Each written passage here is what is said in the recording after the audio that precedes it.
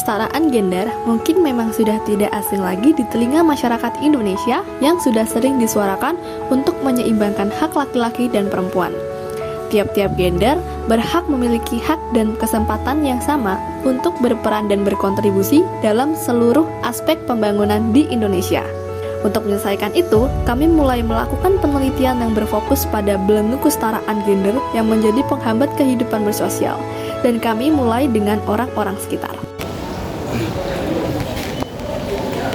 Ya, halo Pak, jadi saya Nasya Dikta Kuncoro, saya dari kelompok saya sendiri dan teman saya Ayu Kamila, kami dari 11.5, dan sekarang bolehkah kami meminta waktu Bapak sebentar untuk wawancara, Pak? Boleh, silakan.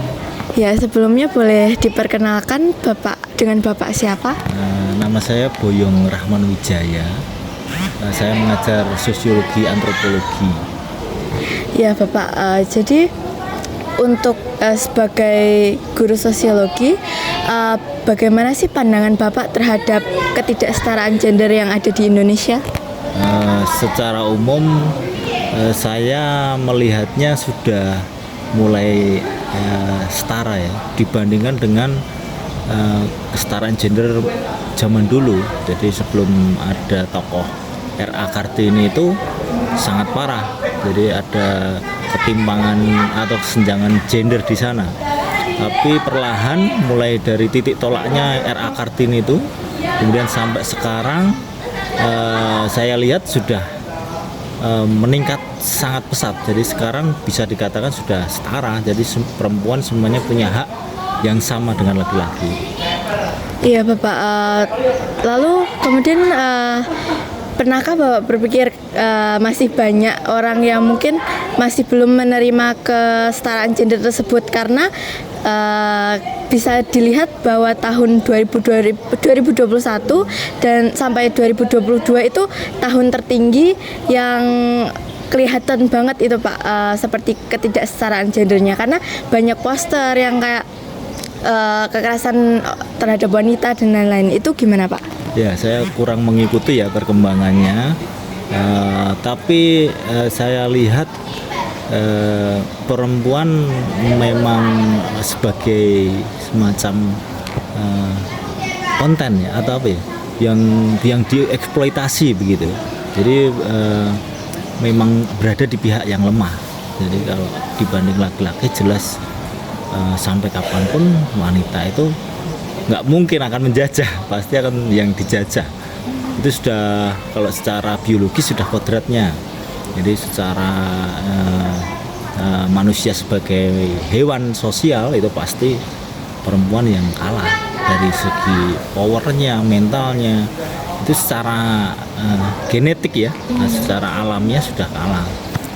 Kemudian selain itu sudut pandang budaya.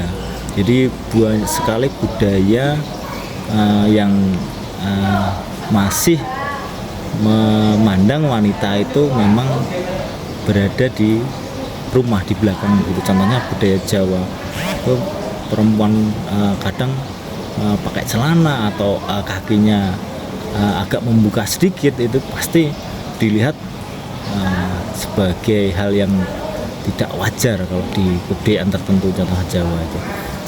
Jadi memang pasti menjadi bahan untuk itu, untuk sebagai korban gitu. Ya, terus Bapak tadi juga membicarakan tentang kodrat.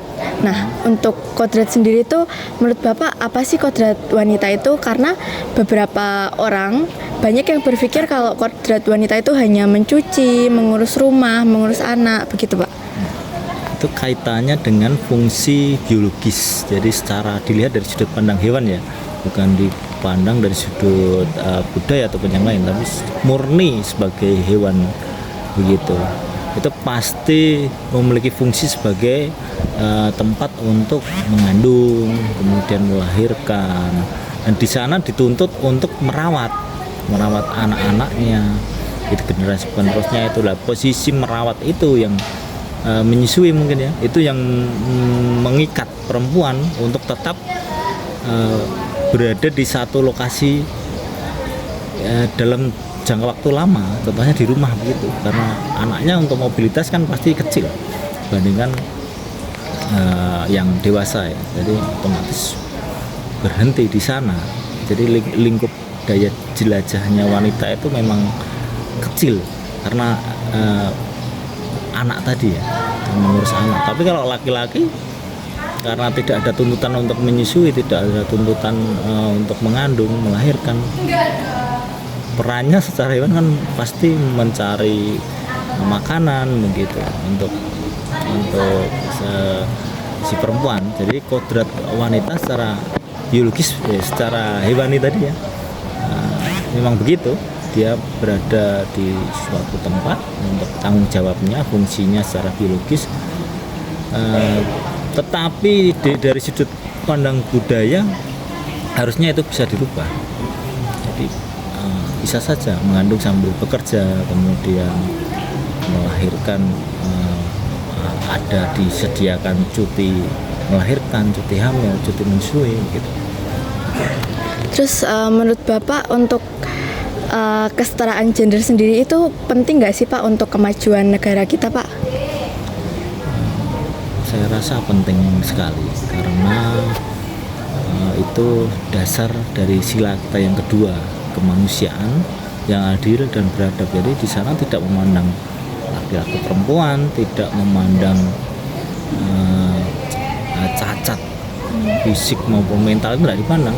Jadi yang apapun selama itu manusia itu harus disetarakan, termasuk laki-laki perempuan tadi.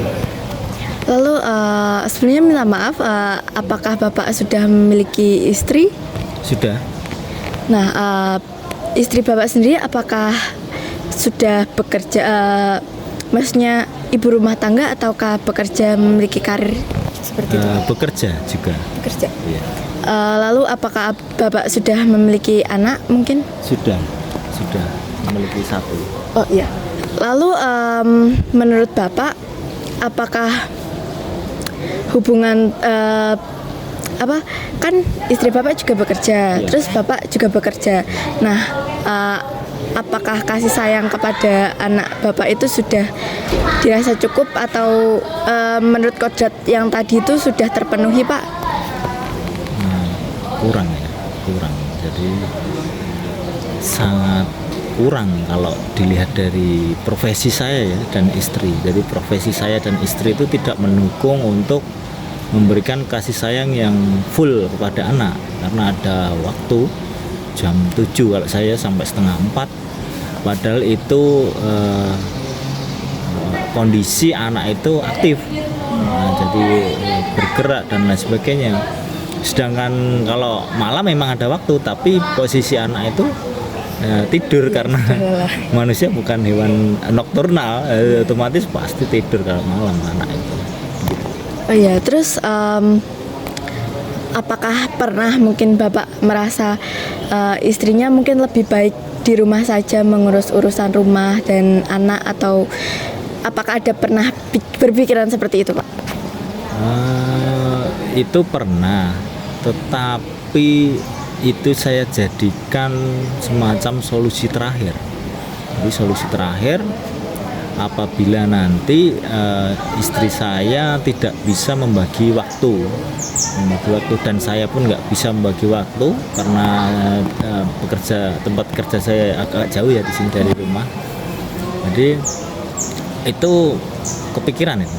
Jadi salah satu saja yang bekerja, salah satu yang mengurus anak. Tapi itu sebagai solusi terakhir. Jadi alhamdulillah sampai sekarang belum kami ambil. Jadi posisinya masih setara saya dengan istri saya, masih bekerja, sama-sama bekerja, masih menggapai karir sama-sama gitu. Jadi masih bebas.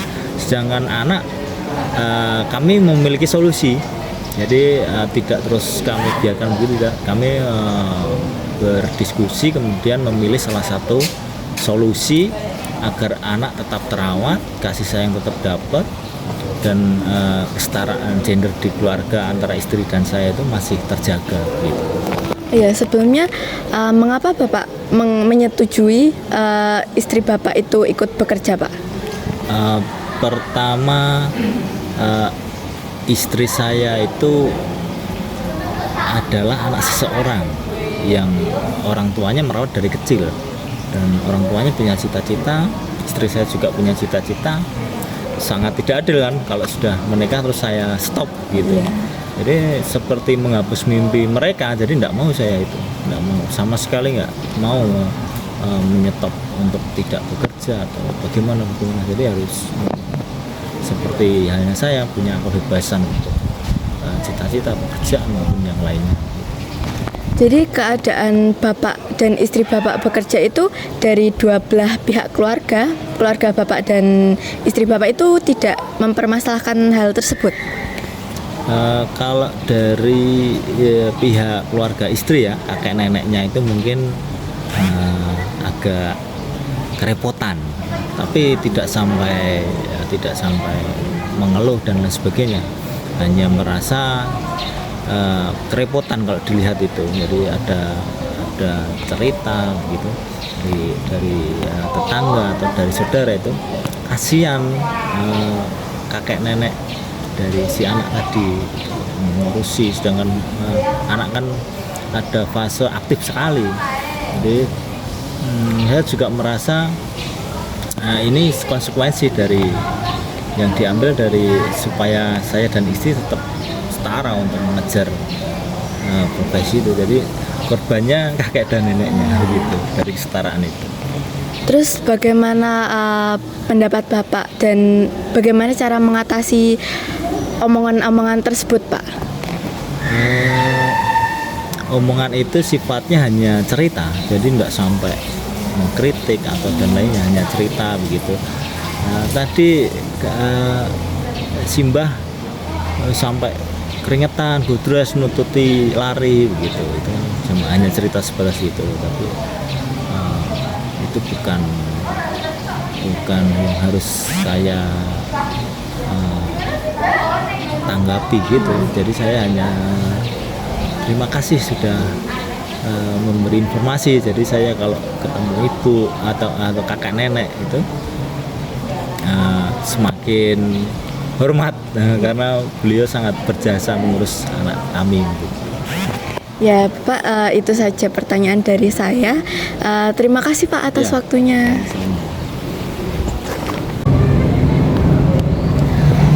Jadi sebelumnya perkenalkan, nama saya Ayu Kamal Rahim dari kelas 11 5. Jadi di sini saya setim sama Nasya Dikta Kuncoro juga. Sebelumnya boleh perkenalan dulu Mas. Perkenalkan, saya Aristorik Firdaus dari kelas 12 MIPA 6.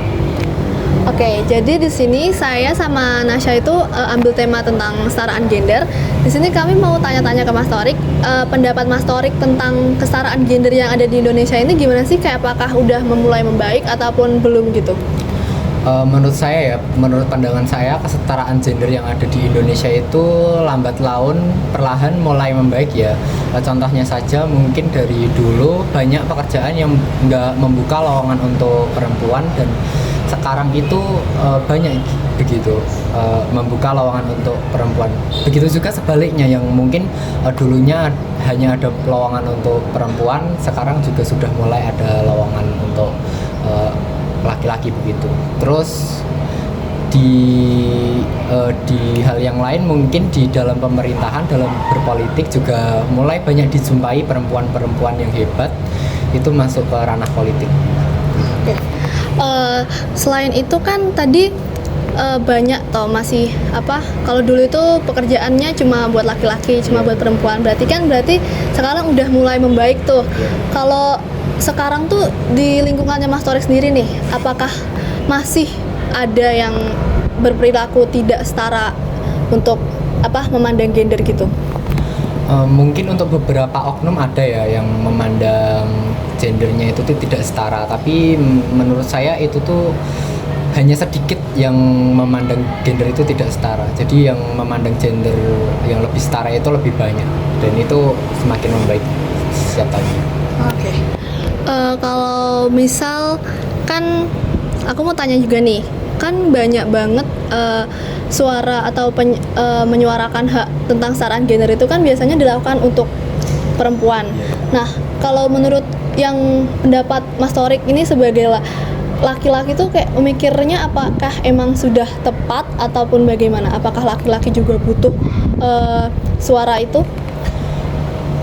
Kalau kita bahas ya dari namanya saja sudah kesetaraan gender, berarti kan gender kan ada laki-laki dan perempuan. Jadi menurut saya yang haknya harus dipenuhi itu bukan yang wanita saja, tapi yang pria juga haknya harus juga dipenuhi gitu.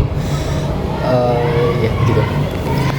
Kalau misal Mas Torik tadi kan ya laki-laki juga harus dipenuhi toh tentang kesetaraan gendernya. Kayak contohnya aja nih yang paling kecil tuh apa? Kalau misal entah di lingkungan sekolah ataupun di lingkungan rumah gitu. Contohnya mungkin kalau kita mungkin lagi sedih ya mungkin atau ditinggal pacar gitu mungkin ya.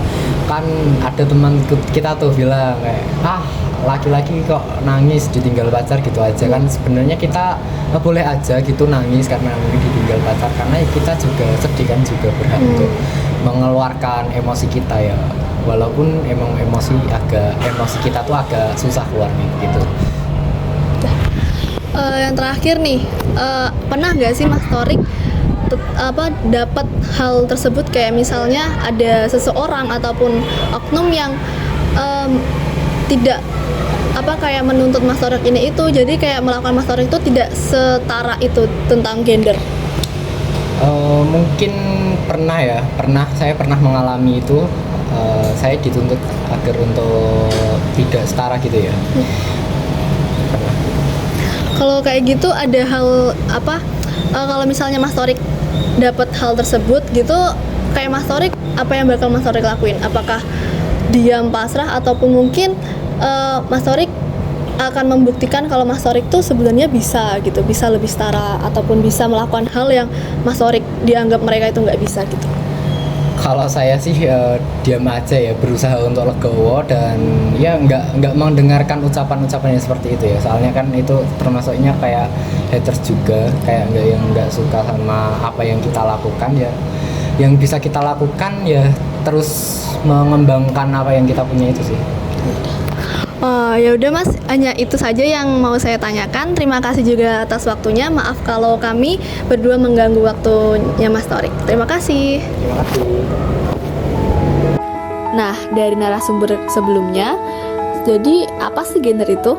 Menurut KMK 807 tahun 2018, konsep gender diartikan sebagai peran dan status yang melekat pada laki-laki dan perempuan berdasarkan konstruksi sosial budaya dan struktur yang ada di masyarakat.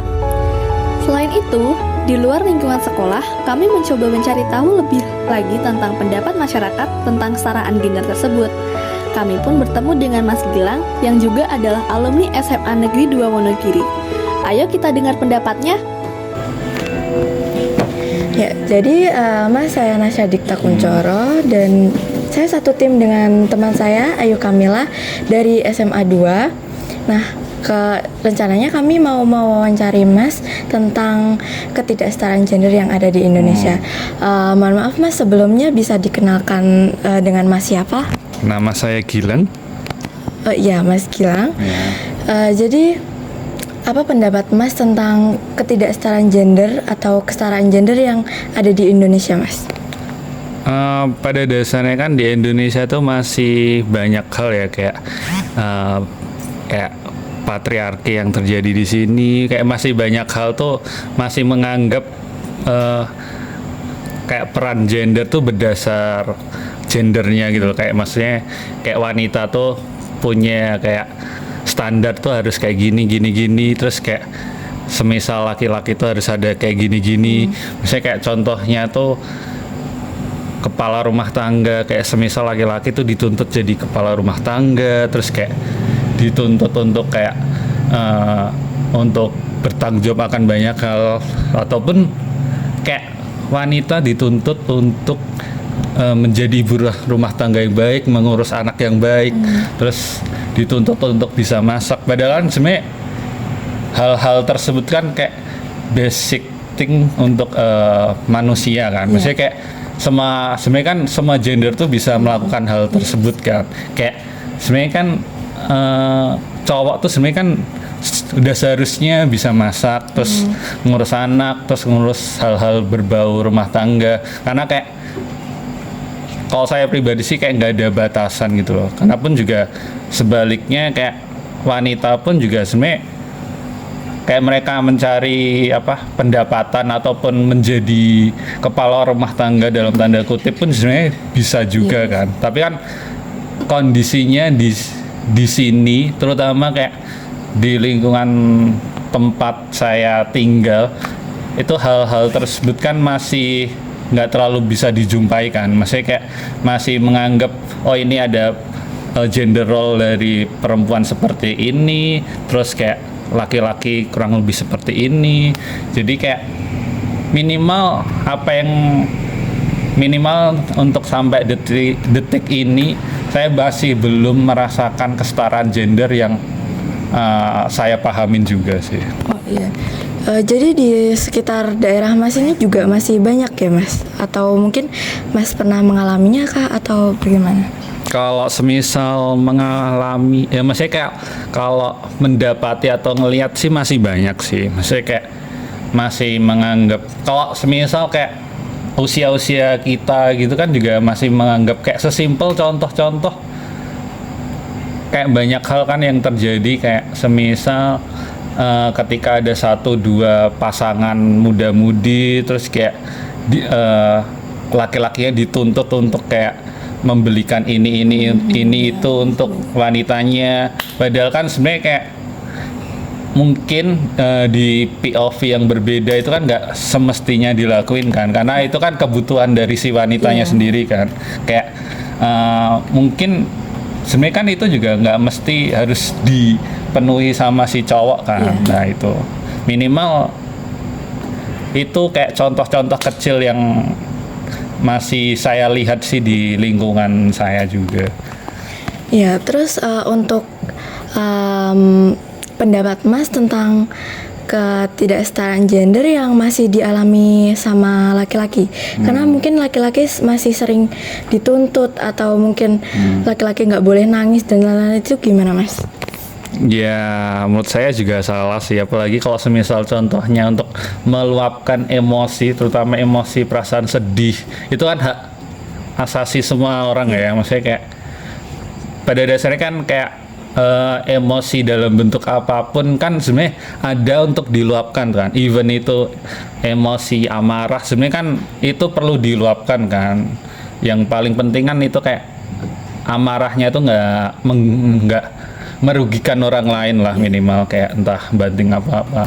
Tapi kan sebenarnya itu penting untuk diluapkan kan.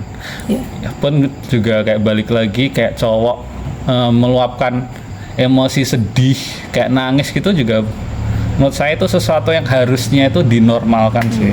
Jadi kayak nggak ada batasan tertentu, karena kayak itu balik lagi kayak hak asasi manusia, maksudnya manusia as a human being, maksudnya kayak bukan hak asasi sebagai laki-laki lagi, maksudnya kayak itu semua orang tuh mesti boleh untuk nangis ataupun sedih ataupun marah, kayak nggak terbatasi akan gender gitu.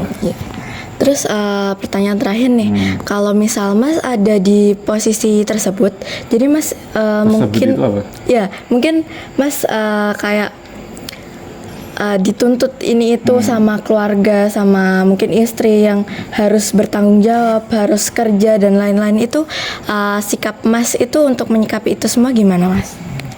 Pada dasarnya tuh kayak paling jelas tuh saya juga kayak meluapkan ketidaksetujuan sih, itu pasti jelas sih. Cuman kayak untuk bentuknya pasti menyesuaikan sih. Maksudnya kayak pasti kan kayak meluapkan ketidaksetujuan saya ke temen ataupun ke orang tua ataupun ke beberapa orang itu kan pasti berbeda-beda kan. Ya balik lagi sih, kalau ada hal ketidaksetujuan pasti saya meluapkannya sih. Ya balik lagi sih, kayak nggak ada patokan sih kalau semisal kayak saya bentuknya tuh mau gimana. Tapi yang jelas sih yang jadi patokan saya pasti bakal saya luapkan sih, kayak ada ketidak kesetujuan dari apa yang saya yakini, pasti saya bilang sih, minimal apa yang saya ungkapkan ketidaksetujuan masih dalam bentuk taraf yang kayak minimal nggak dalam konteks dengan nada tinggi ataupun emosi ataupun dengan minimal dengan pemilihan kata-kata yang nggak kasar ataupun makian sih. Baik Mas, terima kasih atas waktunya. Ya, tadi merupakan beberapa sampel wawancara terhadap narasumber yang kita ambil dari orang-orang sekitar, mulai anak sekolah hingga yang sudah bekerja, mengenai kesetaraan gender yang ada. Sebenarnya untuk mendukung terwujudnya kesetaraan gender, pemerintah telah menetapkan berbagai kebijakan dan regulasi yang mengarah pada strategi pembangunan yang diimplementasikan untuk mencapai persamaan hak dan keadilan, serta meminimalisir adanya kesenjangan gender. Namun, pada tahun 2021, Indonesia meraih peringkat sebagai negara dengan ketimpangan gender tertinggi se-ASEAN. Untuk itu, kita harus menetapkan kesetaraan gender di hidup kita. Kita juga harus menularkan kepada anak-anak kita, cucu-cucu kita, sehingga masa depan masyarakat Indonesia tidak ada yang namanya ketidaksetaraan gender lagi. Sekian dari saya dan Ayu Kamila. Terima kasih.